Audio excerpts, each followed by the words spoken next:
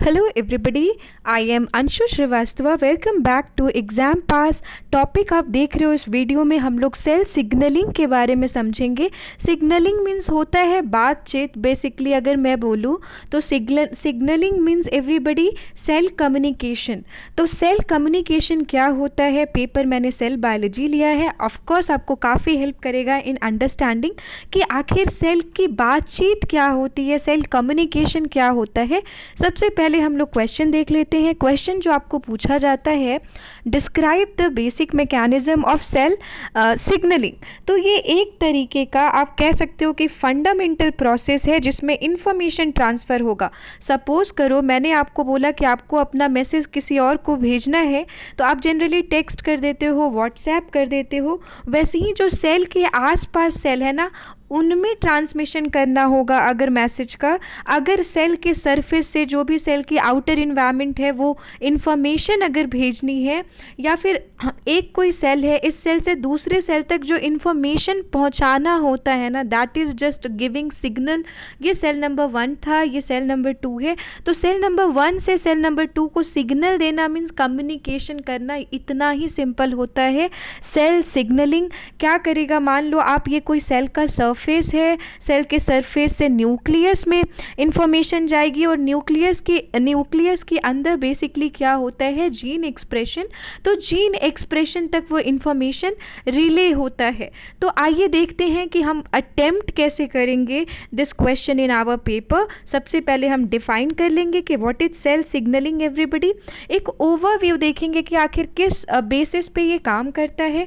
What are the forms of cell signalling, क्या क्या forms हो सकते हैं। जैसे आपको किसी को मैसेज भेजना है, आप व्हाट्सएप पे भेज सकते हो, आप टेलीग्राम पे भेज सकते हो, आप एफबी पे भी भेज सकते हो, राइट। वैसे ही अगर हमें अगर एक सेल को दूसरे सेल तक इंफॉर्मेशन पहुंचाना है तो क्या क्या फॉर्म हो सकता है। That can B paracrine, that can B autocrine, that can B endocrine, even that can be even direct contact. तो दीज आर द फॉर्म्स। और फाइनली हम importance, of course very very important, जो भी आयनिक कॉन्सेंट्रेशन होता है सेल के extra cellular fluid में या सेल के इनसाइड इंट्रा सेलुलर फ्लूइड में भी जो आयनिक कॉन्स्टिट्यूशन होगा, आयनिक कॉन्सेंट्रेशन होगा, that can be very much beautifully traced out. तो ये एक फंडामेंटल प्रोसेस है एवरीबडी, जहाँ पे दो सेल के बीच में ना आपस में बातचीत चल रही है, इंफॉर्मेशन शेयरिंग चल रहा है। सेल से अंदर न्यूक्लियस तक पहुँचेगा, न्यूक्लियस से जीन एक्सप्रेशन में वो काफ़ी हेल्प करता है। That is all. It signal देना, इट्स सिग्नलिंग ओनली, कम्युनिकेट करना। तो it will transmit signal with its environment to itself also. तो कुछ आउटसाइड सिग्नल्स की सेल के अराउंड टेम्परेचर कंडीशंस क्या हो रहे हैं, सेल के अराउंड लाइट कंडीशंस क्या क्या है, या फिर अगर इनसाइड की बात करें तो जो मॉलिक्यूल्स हैं उनके बीच में क्या इंफॉर्मेशन चल रही है, that can be very much told from the cell signalling. तो cell signalling everybody is the transmission of the information from one cell to another cell. अगर मैं एक डायग्राम से आपको समझाऊं, ये हमने ओवरव्यू लिया है। यहाँ पे आप एक ये सेंडिंग सेल दिख रहे हो, इस सेल को ना इंफॉर्मेशन पहुँचाना है इस टारगेट सेल तक।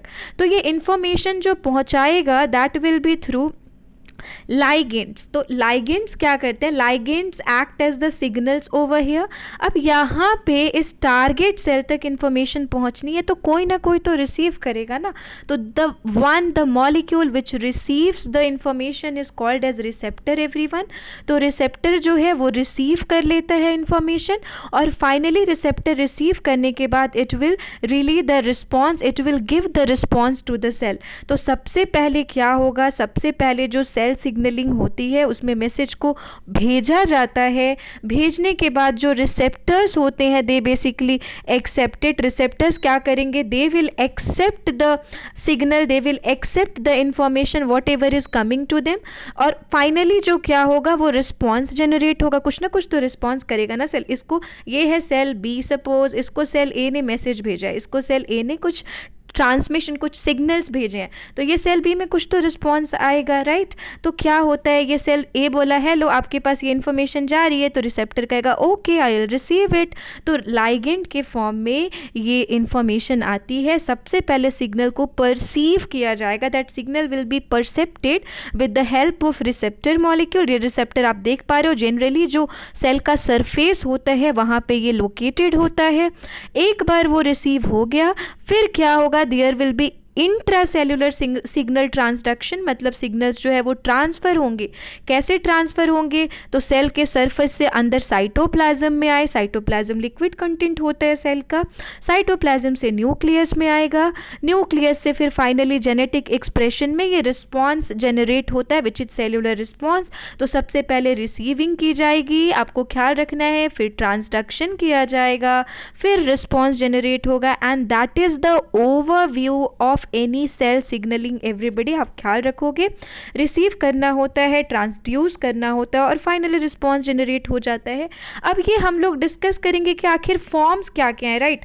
आपने सबसे पहले डेफिनेशन मेंशन किया, फिर आपने ओवरव्यू मेंशन किया, फिर आप फॉर्म्स देख रहे हैं हम लोग कि पैराक्राइन, ऑटोक्राइन, इंडोक्राइन, डायरेक्ट, ये आखिर है क्या। तो सबसे पहले आप ये एक डायग्रामेटिक रिप्रेजेंटेशन बना दोगे, आप प्रॉपर लिख दोगे कि हमारे जो यूकैरियोटिक ऑर्गेनिजम्स हैं इसमें जो भी इंफॉर्मेशन भेजनी होती है सेल को, एक सेल से दूसरे सेल में, whatever information is being transmitted, that is called as cell signalling. Receptor की रिक्वायरमेंट विल बी देयर सबसे पहले signal perception will be there, signals transduce होगा, finally the response will be generated. अब जिन भी cell के पास receptor नहीं होते हैं, जैसे अगर नॉन टारगेट सेल, तो वहाँ पे कोई रिस्पॉन्स जनरेट नहीं होता है। तो ये जो सेंडिंग सेल था, जो इंफॉर्मेशन भेजने वाला सेल था ना, that is actually sending it to the target cell only. तो टारगेट सेल में ही आप देख पा रहे हो रिस्पॉन्स जनरेट हो रहा है, नॉन टारगेट सेल में रिस्पॉन्स जनरेट नहीं होगा, इतना सिंपल है। फिर फाइनली हम लोग फॉर्म्स के बारे में बात करेंगे, जो अभी हमने बात करी, reception, perception of the signal, transduction, और फाइनली रिस्पॉन्स जनरेट होना। उसके बाद आते हैं फॉर्म ऑफ सिग्नलिंग, पैराक्राइन होता है, इंडोक्राइन होता है, ऑटोक्राइन भी होता है, साथ में तो डायरेक्ट कॉन्टैक्ट भी होता है। तो अब ये कैसे कैसे सेल जो है ना अपना सिग्नल या अपना इंफॉर्मेशन भेज देगा। ये सेल ए था, ये सेल बी था, अगर तो ये पास पास हैं, अगर ये बहुत पास पास हैं, क्लोज हैं, तो वैसे सिग्नलिंग को हम पैराक्राइन सिग्नलिंग कहते हैं, राइट। अगर मान लो कोई एक सेल है और वो खुद को इंफॉर्मेशन दे रहा है, आपको पता है, आप ऐसा होता है ना, कभी कभी आप खुद को समझाते हो, आप खुद से बातें करते हो, राइट। तो वैसे अगर कोई सेल ये खुद को ही इंफॉर्मेशन दे रहा है, ना कि किसी दूसरे सेल को, खुद के अंदर सिग्नलिंग जनरेट कर रहा है, तो वो एक तरीके का ऑटो मीन्स होता है सेल्फ, एवरीबडी आपको ख्याल रखना है। तो ये हो गया ऑटोक्राइन सिग्नलिंग।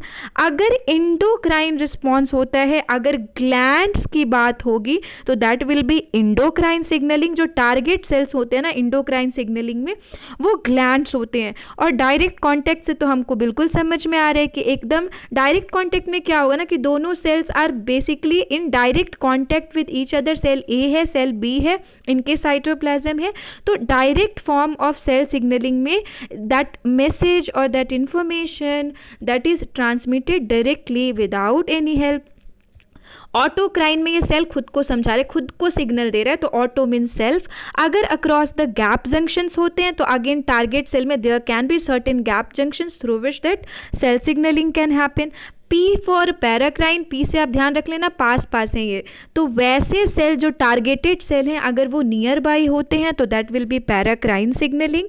और इंडोक्राइन में क्या होता है कि इंडोक्राइन ग्लैंड ब्लड स्ट्रीम के थ्रू होगा। आप ध्यान रखो, जो ग्लैंड्स होते हैं, आपको पता ही है, वो हार्मोन्स रिलीज करते हैं, तो हार्मोन्स ब्लड में रिलीज होता है, और ब्लड के थ्रू अगर दूसरे सेल तक इंफॉर्मेशन जा रही है, सो इट मीन्स आप समझ पा रहे हो कि सेल थोड़ा दूर है, राइट। तो सेल दूर है बेसिकली, इसके वजह से वहां पे इंडोक्राइन सिग्नलिंग होगी। तो एक तो होती है डायरेक्ट सिग्नलिंग, आप फटाफट रिवाइज करो। हमने इंट्रोडक्शन देखा, हमने डिफाइन कर लिया जो मैसेज भेजने का काम चल रहा है ना सेल में, ये ट्रांसमिशन किसी भी मॉलिक्यूल्स का हो सकता है, मैंने बताया टेम्परेचर का हो सकता है, इसी को हम सेल सिग्नलिंग कहते हैं। पैराक्राइन में पास पास, ऑटोक्राइन में खुद को सिग्नल कर रहा है, इंडोक्राइन में ब्लड स्ट्रीम के थ्रू, डायरेक्ट कॉन्टैक्ट में तो डायरेक्ट कॉन्टैक्ट में ही आ गया, राइट। तो that is all in it. Synaptic अगर हम बात करेंगे सिग्नलिंग की तो वो न्यूरॉन्स के थ्रू होता है, तो वो भी आप मेंशन कर दोगे।